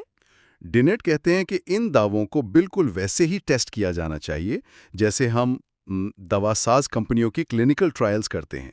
مثال کے طور پر یہ دعویٰ کہ عبادت گزار لوگوں کی عمریں لمبی ہوتی ہیں۔ ڈینیٹ کہتے ہیں کہ ٹھیک ہے، اعداد و شمار شاید یہی بتاتے ہوں، لیکن ہمیں اس کی اصل وجہ تلاش کرنی ہے۔ کیا یہ واقعی کوئی مافوق الفطرت مداخلت ہے، یا صرف اس لیے کہ جو لوگ کسی مذہبی کمیونٹی کا حصہ ہوتے ہیں انہیں سماجی سہارا ملتا ہے؟ اوہ، یعنی ان کا لائف سٹائل بہتر ہوتا ہے، وہ اکیلے پن کا شکار نہیں ہوتے، اس لیے ان کی صحت بہتر رہتی ہے۔ بالکل، اور اس سے بھی زیادہ دلچسپ بات ڈینٹ دعاؤں کے اثرات کے حوالے سے کرتے ہیں، خاص طور پر وہ دعائیں جو لوگ بیماروں کے لیے مانگتے ہیں۔ یہاں یہ بات واقعی بہت دلچسپ ہو جاتی ہے، کیونکہ اگر ہم کسی دوا کو بغیر ٹیسٹ کیے صرف اس لیے استعمال کریں کہ وہ ہمیں ذہنی سکون دیتی ہے، مطلب جسے پلیسیبو ایفیکٹ کہتے ہیں، تو کیا یہ خود کو دھوکہ دینے کے مترادف نہیں؟ بالکل اسی طرح کیا ہم مذاہب کو بھی بنا سائنسی ثبوت کے صرف ان کے دعووں کی بنیاد پر قبول کر رہے ہیں؟ یہ ایک بڑا چبھتا ہوا سوال ہے۔ ڈینٹ تجویز دیتے ہیں کہ اگر دعائیں واقعی جسمانی بیماریاں دور کر سکتی ہیں تو اس کا باقاعدہ سائنسی ثبوت ہونا چاہیے۔ انہیں ڈبل بلائنڈ ٹیسٹ سے گزارا جانا چاہیے۔ ڈبل بلائنڈ ٹیسٹ، یعنی نہ مریض کو پتا ہو کہ اس کے لیے دعا کی جا رہی ہے اور نہ ہی نرس کو، تاکہ نتائج بالکل خالص ہوں۔ جی، تاکہ پلیسیبو ایفیکٹ کو خارج کیا جا سکے۔ ڈینٹ بہت واضح الفاظ میں کہتے ہیں کہ اگر دعائیں کام کرتی ہیں تو اسے سائنسی طور پر ثابت کیا جانا چاہیے، اور اگر وہ ان ٹیسٹوں میں ناکام ہو جاتی ہیں تو امانتداری کا تقاضا ہے کہ اسے سچائی کی بنیاد پر مسترد کیا جائے۔ وہ کہتے ہیں کہ اگر کوئی عام کمپنی جھوٹے طبی دعوے کرے تو ہم اسے بلیک لسٹ کر دیتے ہیں، تو پھر اس معاملے میں رعایت کیوں؟ یہ تو بہت ہی سخت معیار ہے، لیکن کیا اس سے ان لوگوں کو ٹھیس نہیں پہنچے گی جو خالص عقیدے کی بنیاد پر دعا کرتے ہیں اور جن کے نزدیک یہ روحانی تسکین کا ذریعہ ہے، نہ کہ کوئی سائنسی فارمولا؟ دیکھیں، ڈینٹ کا کام جذبات کی تسکین نہیں ہے، وہ ایک خالص سائنسی اور منطقی تجزیہ پیش کر رہے ہیں۔ ان کا ماننا ہے کہ سچائی کو جذباتی پردوں کے پیچھے نہیں چھپایا جا سکتا۔ موضوع کی طرف آتے ہیں۔ چیپٹر 10، اخلاقیات اور مذہب۔ عام طور پر یہی سمجھا جاتا ہے کہ مذہب کے بغیر تو معاشرے میں اخلاقیات قائم ہی نہیں رہ سکتی۔ ڈینٹ اس بارے میں کیا کہتے ہیں؟ ڈینٹ اس باب میں بڑی گہرائی میں جا کر اس سوال کا تجزیہ کرتے ہیں کہ کیا مذہب واقعی ہمیں اخلاقی بناتا ہے، اور وہ اس عام تاثر کو اخلاقیات کا افسانہ قرار دیتے ہیں۔ اخلاقیات کا افسانہ؟ یعنی وہ اسے سرے سے ہی رد کر دیتے؟ وہ اسے اعداد و شمار کی روشنی میں رد کرتے ہیں۔ وہ ان لادین افراد کی مثال دیتے ہیں جنہیں انہوں نے اور ان کے ساتھیوں نے برائٹس کا نام دیا ہے۔ برائٹس یعنی روشن خیال، یا وہ لوگ جو کسی مافوق الفطرت طاقت کو نہیں مانتے؟ جی بالکل۔ تو ڈینٹ ماہرین شماریات کا حوالہ دے کر بتاتے ہیں کہ ان برائٹس کے اندر جرائم کی شرح، دھوکہ دہی یا طلاق کی شرح ان لوگوں سے بالکل بھی زیادہ نہیں ہے جو خود کو گہرا مذہبی قرار دیتے ہیں، یعنی سماجی برائیوں کا براہ راست تعلق مذہب کے ہونے یا نہ ہونے سے ثابت نہیں ہوتا۔ سانتا کلوز کی مثال کو سامنے رکھیں۔ اگر کوئی بچہ صرف اس لیے اچھا برتاؤ کرتا ہے کہ اسے سال کے آخر میں تحفہ ملے گا اور وہ کوئلے سے بچ سکے گا، تو کیا یہ واقعی حقیقی اچھائی ہے؟ کیا کائناتی نگرانی کے خوف کے بغیر اخلاقیات کا وجود ممکن نہیں؟ یہ ایک اہم سوال کھڑا کرتا ہے۔ ڈینٹ اس کی وضاحت کے لیے ماہر معاشیات تھامس شیلنگ کے ایک تصور کا حوالہ دیتے ہیں۔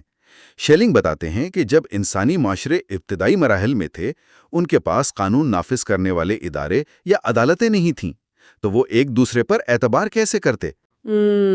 کیونکہ کوئی تحریری معاہدہ تو تھا نہیں جو عدالت میں پیش کیا جا سکے۔ بالکل۔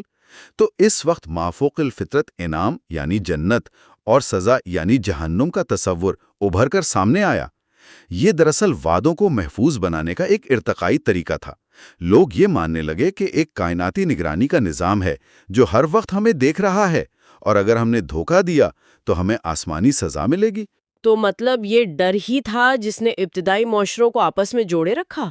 جی، ڈینٹ کے مطابق ابتدا میں یہ بہت کارآمد ثابت ہوا، لیکن وہ یہ بھی کہتے ہیں کہ آج کے جمہوری معاشرے جہاں لوگ باہمی اعتماد، انسانی حقوق اور آئین کی پاسداری پر زندگیاں گزار رہے ہیں، وہ اس بات کی واضح دلیل ہیں کہ مافوق الفطری نگرانی کے بغیر بھی اخلاقیات آزادانہ طور پر وجود رکھ سکتی ہیں۔ صحیح، لیکن اگر ہم تاریخ کو دیکھیں تو مذہب نے تو بہت سے فلاحی کام بھی کیے ہیں، ہسپتال بنائے، یتیم خانے بنائے، تو پھر کیا ہم کہہ سکتے ہیں کہ مذہب مکمل طور پر غیر متعلق ہو چکا ہے؟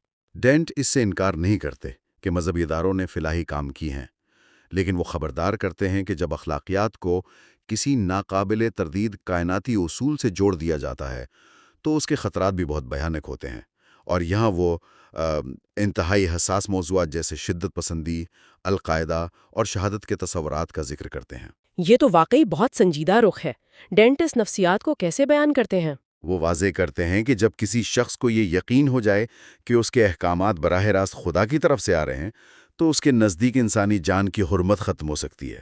وہ اسے لائسنس ٹو کل یعنی قتل کا پروانہ کہتے ہیں۔ ایک عام انسان کسی دوسرے کو نقصان پہنچانے سے پہلے 100 بار سوچے گا، لیکن غیر متزلزل مذہبی عقائد بعض اوقات لوگوں کو پرتشدد کارروائیوں کا جواز فراہم کر دیتے ہیں، کیونکہ وہ سمجھتے ہیں کہ وہ ایک کائناتی مشن پر ہیں۔ اور یہاں سامعین کے لیے یہ واضح کرنا بہت ضروری ہے کہ ہم یہاں جو بھی سیاسی یا مذہبی دائیں اور بائیں بازو کے خیالات بیان کر رہے ہیں وہ بغیر کسی حمایت کے صرف اور صرف ڈینٹ کی کتاب یعنی اصل ماخوذ کی روشنی میں بیان کیے جا رہے ہیں۔ ہمارا مقصد صرف اس نفسیاتی میکانزم کو سمجھنا ہے جو ڈینٹ نے پیش کیا ہے۔ بالکل، یہ ایک موضوعی تجزیہ ہے کہ جب کوئی چیز سوال سے بالاتر ہو جائے تو کیا ہوتا ہے۔ صحیح۔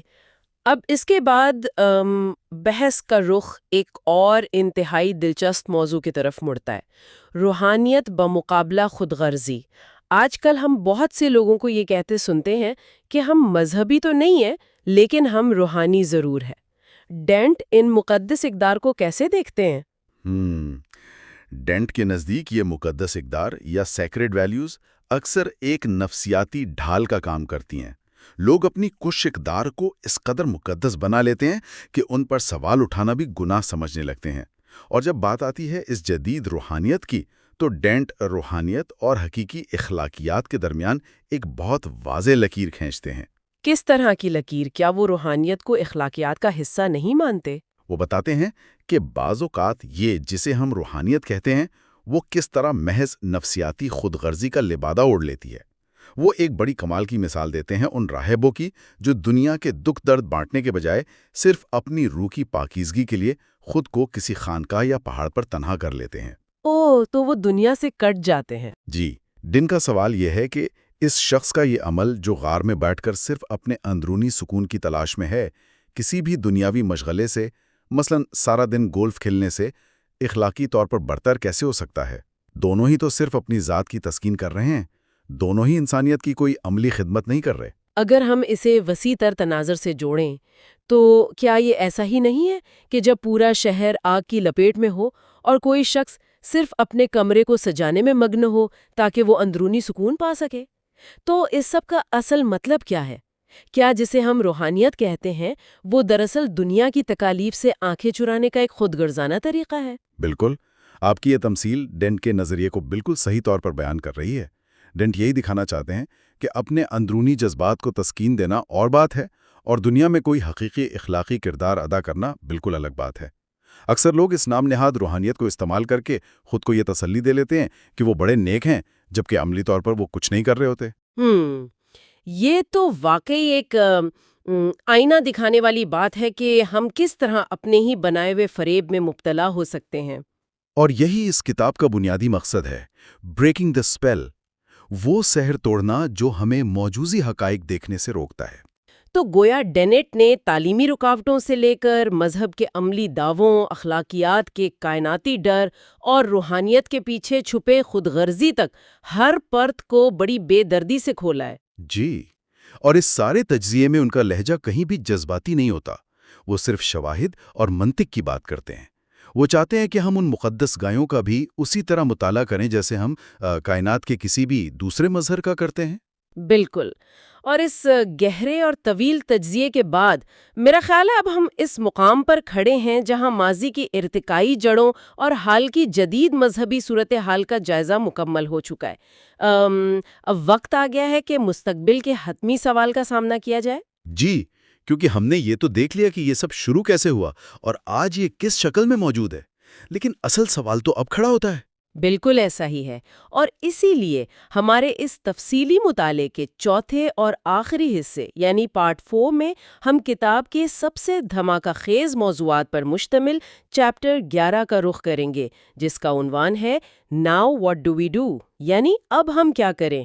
اور میرا خیال ہے اس آخری حصے میں وہ تمام تجاویز سامنے آئیں گی جو ڈینٹ اس شہر کو توڑنے کے بعد معاشرے کے لیے پیش کرتے ہیں۔ جی، اور اس کے ساتھ ساتھ ہم کتاب کے کلیدی اپینڈکسز یعنی ضمیموں کا بھی گہرا اور تفصیلی مطالعہ کریں گے تاکہ کوئی بھی پہلو تشنہ نہ رہ جائے۔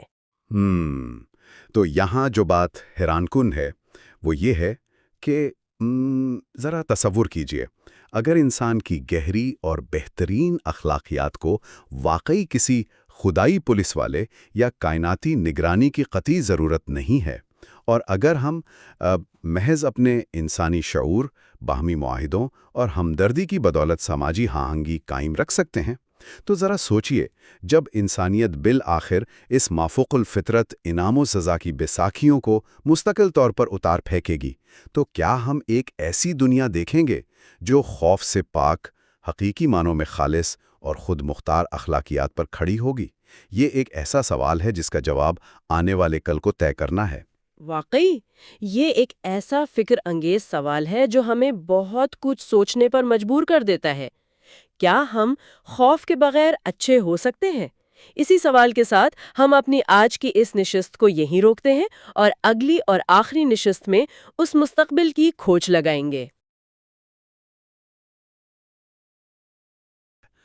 کیا انسانی دماغ واقعی آزاد ہے، یا یہ بھی کچھ ایسے پوشیدہ طاقتور خیالات کے قبضے میں ہیں جو انسان کو اپنی ہی بقا کے خلاف کام کرنے پر مجبور کر دیتے ہیں؟ This is part 4, the final chapter of our complete series on Daniel C. Dennett's groundbreaking work. ارے واہ، یہ واقعی ایک ایسا سوال ہے جو پوری انسانی تاریخ اور ہمارے شعور کی بنیاد ہلا دیتا ہے۔ اس حتمی گفتگو میں ہم اسی پوشیدہ حقیقت کا سائنسی تجزیہ کریں گے، لیکن دیکھیے، اس حساس اور پیچیدہ موضوع کی گہرائی میں اترنے سے پہلے ایک انتہائی اصولی بات واضح کرنا ناگزیر ہے۔ جی بالکل، وہ کیا؟ وہ یہ کہ اس پوری کتاب کے دوران مصنف ڈینیل سی ڈینٹ نے انتہائی سخت تعلیمی غیر جانبداری برقرار رکھی ہے۔ انسانی عقائد اور نظریات کا یہ جائزہ خالصتاً ایک موضوع اور تجربی محقق کی حیثیت سے لیا گیا ہے۔ مطلب اس تحقیق میں کوئی ذاتی اناد یا کسی بھی قسم کا مذہبی تعصب شامل نہیں ہے۔ مقصد محض ان طاقتور ثقافتی اور نفسیاتی قوتوں کا مطالعہ ہے جو انسانی رویوں کو تشکیل دیتی ہیں۔ ٹھیک ہے، یہ واضح کرنا بہت ضروری تھا کیونکہ ایک موضوعی نقطہ نظر ہی اس مطالعے کو قابل اعتماد بناتا ہے۔ تو آج ہم کن مخصوص حصوں پر بات کرنے والے ہیں؟ تو آج کے اس آخری اور حتمی گفتگو میں کتاب کے اختتامی حصے کی جدید سیاسی سرگرمیوں، مستقبل کی پالیسیوں اور گہری نظریاتی بنیادوں کا مکمل احاطہ کیا جائے گا۔ جن ابواب پر آج ہم تفصیل سے بات کریں گے ان کے عنوانات یہ ہیں: chapter 11 now what do we do, اس کے بعد اپینڈکس اے دی نیو ریپلیکیٹرز، اور آخر میں appendix B some more questions about science. زبردست! تو اگر ہم وہیں سے شروع کریں جہاں آپ نے چونٹی کی مثال دی تھی، حیاتیاتی دنیا میں جس طرح وہ طفیلیہ چونٹی کا دماغ کنٹرول کرتا ہے، ثقافتی دنیا میں ڈینٹ کے مطابق کچھ ایسے خیالات ہیں جنہیں زہریلے میمز کا نام دیا گیا ہے، ٹاکسک میمز۔ ٹاکسک میمز یعنی یہ کوئی انٹرنیٹ والے میمز نہیں ہے، رائٹ؟ نہیں، بالکل نہیں۔ یہ وہ تباہ کن ثقافتی نظریات ہیں جو براہ راست انسانی نفسیات کی خامیوں اور کمزوریوں پر حملہ کرتے ہیں۔ دیکھیں، انسان فطرتاً احساس جرم کا شکار ہوتا ہے، وہ تنہائی سے ڈرتا ہے اور کائنات میں خود کو اہم سمجھنے کی شدید خواہش رکھتا ہے۔ یہ زہریلے میمز انہی نفسیاتی دراڑوں کے ذریعے ذہن میں داخل ہوتے ہیں۔ اچھا، وہ ہماری کمزوریوں کا فائدہ اٹھاتے ہیں۔ بالکل، وہ ایک جھوٹا وعدہ کرتے ہیں کہ وہ ان کمزوریوں کا علاج کریں گے اور بدلے میں انسان کو ایسے رویوں پر مجبور کرتے ہیں جو پوری دنیا کے لیے تباہ کن ثابت ہوتے ہیں۔ مجھے یہاں اس میکینزم کو سمجھنے میں تھوڑی الجھن ہو رہی ہے۔ یعنی اگر بقا کی جبلت سب سے طاقتور انسانی محرک ہے، انسان تو زندہ رہنا چاہتا ہے نا، تو محض ایک خیال اس پر غالب کیسے آ سکتا ہے؟ یہ بہت گہرا سوال ہے۔ اسے اگر جدید دنیا کی مثال سے سمجھیں تو یہ شاید کسی فریب زدہ ای میل یا فشنگ سکیم کی طرح لگتا ہے۔ مطلب ہیکر جانتا ہے کہ اگر وہ سسٹم کو براہ راست توڑے گا تو سیکیورٹی الرٹ ہو جائے گی، اس لیے وہ ایک ایسی ای میل بھیجتا ہے جو کہتی ہے کہ آپ کا اکاؤنٹ خطرے میں ہے، فوری کلک کریں۔ وہ صارف کے خوف اور تجسس کا فائدہ اٹھاتا ہے اور اندر داخل ہو جاتا ہے۔ کیا زہریلے میمز بھی ایسا ہی کرتے ہیں؟ ارے یہ فشرنگ سکیم والی مثال دراصل اس پورے نفسیاتی عمل کی بالکل درست عکاسی کرتی ہے۔ وہ زہریلے میمز انسان کی بقا کی جبلت کو ختم نہیں کرتے، بلکہ اسے ہائی جیک کر کے ایک نئے نام نہاد اعلیٰ مقصد کے ساتھ جوڑ دیتے ہیں۔ پاپوا نیو گنی کی ایک مثال ہے جو ڈینٹ نے پیش کی ہے، پومیو کیونگ تحریک کی۔ ہاں، وہ بہت دلچسپ کیس اسٹڈی تھی۔ وہاں کیا ہوا تھا؟ وہاں کے کرشماتی رہنماؤں نے دعویٰ کیا کہ اگر لوگ اپنی ساری دولت اور اپنے جانور قربان کر دیں گے تو ایک نیا سنہری دور آئے گا۔ مطلب انہوں نے انسانی بقا کے خوف اور بہتر مستقبل کی لالچ کو بطور ہتھیار استعمال کیا، اور پھر جب ان کی پیشگوئیاں جھوٹی ثابت ہونے لگیں تو پتہ ہے کیا ہوا؟ ظاہر ہے لوگ ان کے خلاف ہو گئے ہوں گے۔ یہی تو حیرت کی بات ہے، ایسا نہیں ہوا۔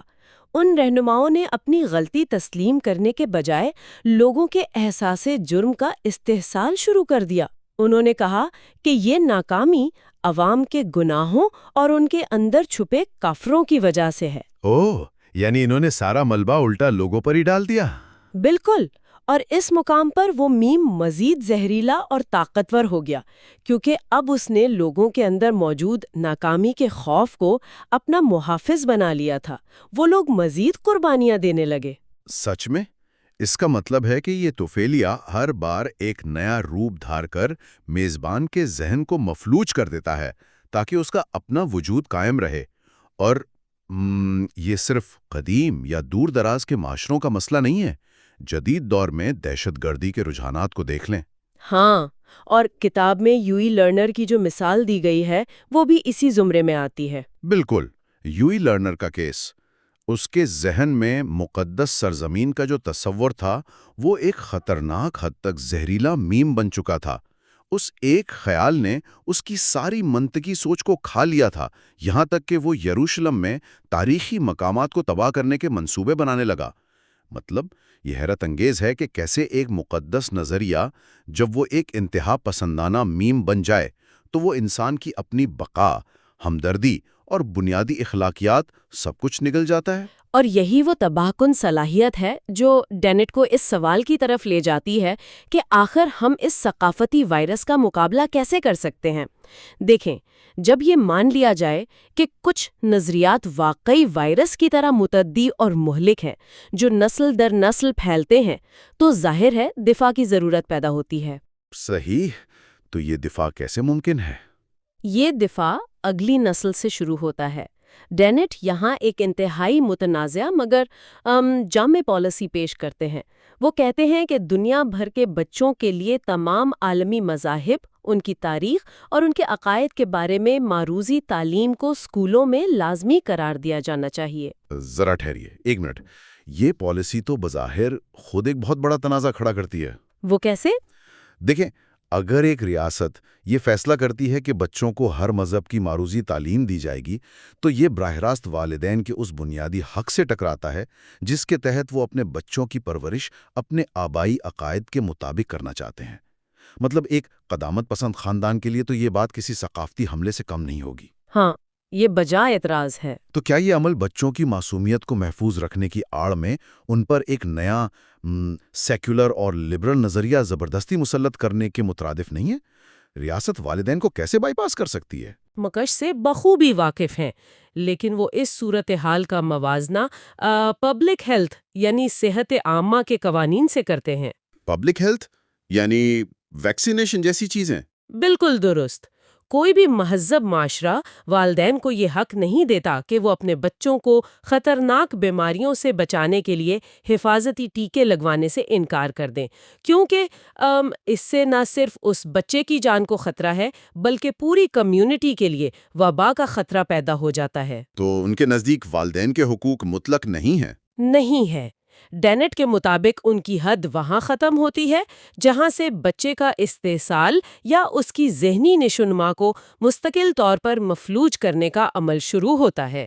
ان کی دلیل یہ ہے کہ اگر کسی بچے کو دنیا سے کاٹ کر صرف یہ سکھایا جائے کہ باقی تمام انسان گمراہ ہیں اور صرف ان کا گروہ ہی سچا ہے، تو دراصل اسے ایک خطرناک میم منتقل کیا جا رہا ہے۔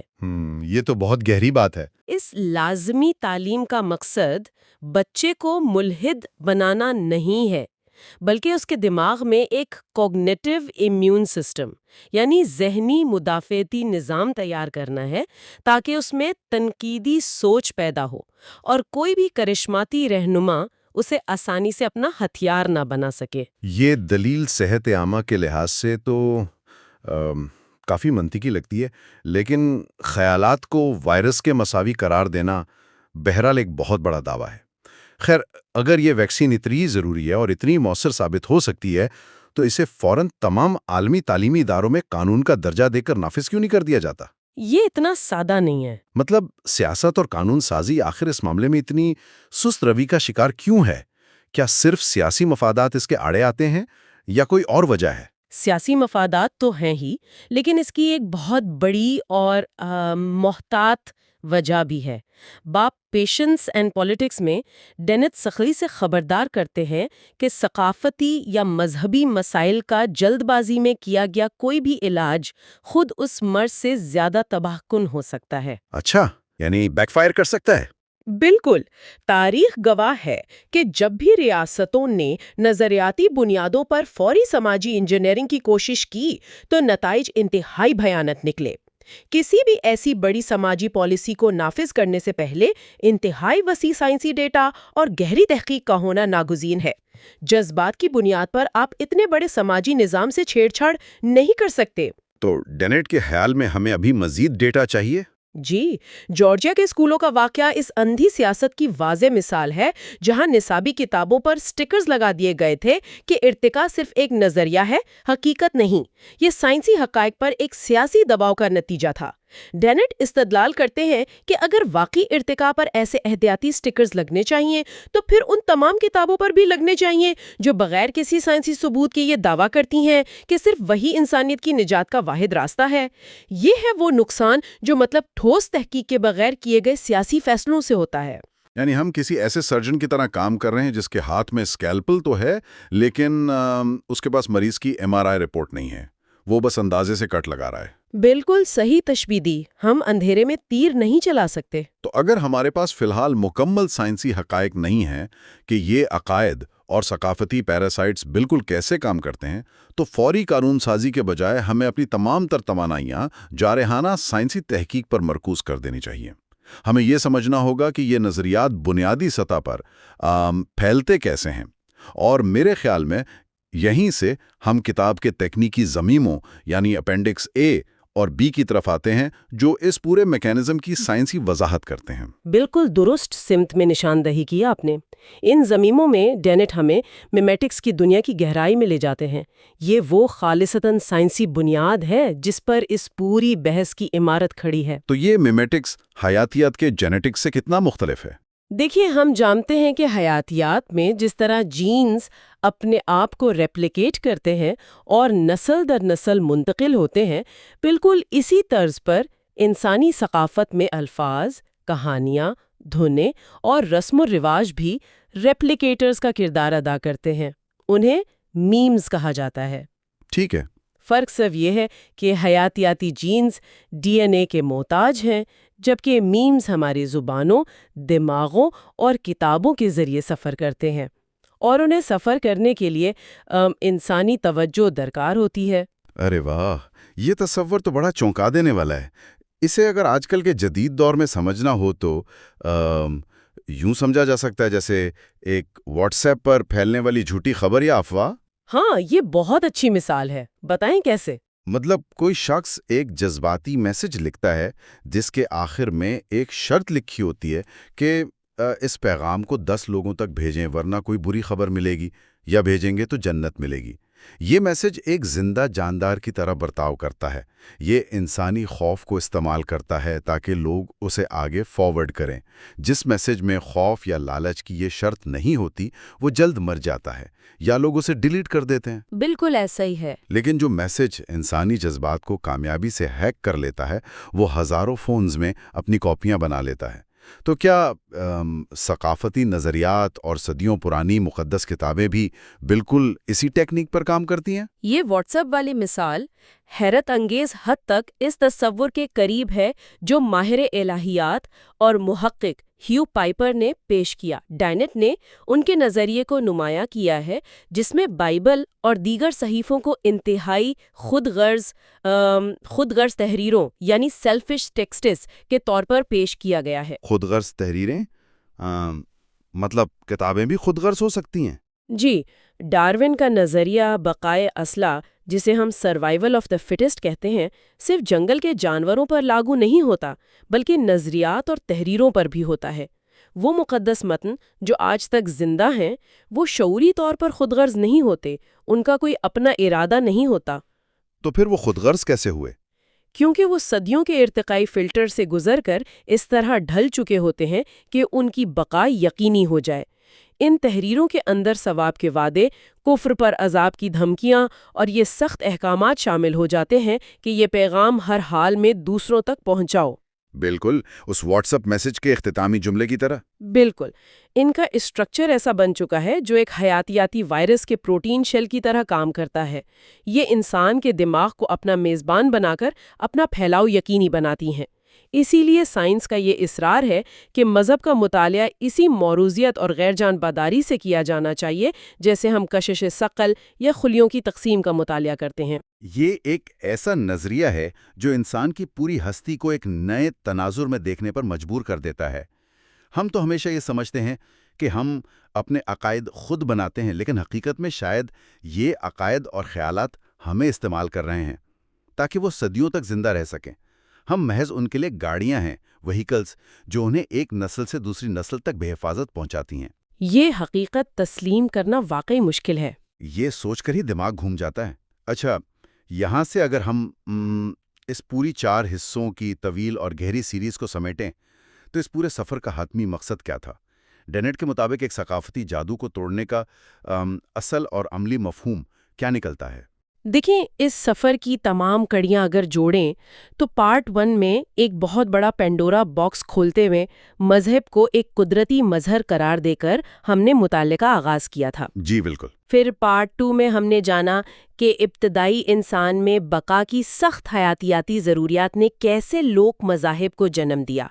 پارٹ 3 میں یہ واضح ہوا کہ کیسے منظم مذاہب آج کے جدید دور میں نفسیاتی دباؤ، مارکیٹنگ اور وفاداری کے تقاضوں کے ذریعے انسانوں کو جوڑے رکھتے ہیں۔ اور آج اس حتمی حصے میں یہ ثابت ہوا کہ ہمیں مستقبل کے زہریلے میمز اور ثقافتی تفیلیوں سے بچنے کے لیے کٹھن سائنسی، تعلیمی اور محتاط سیاسی بصیرت کی ضرورت ہے۔ تو اس سب کا مطلب یہ تو نہیں کہ مذہب کو ختم کر دیا جائے؟ بالکل نہیں۔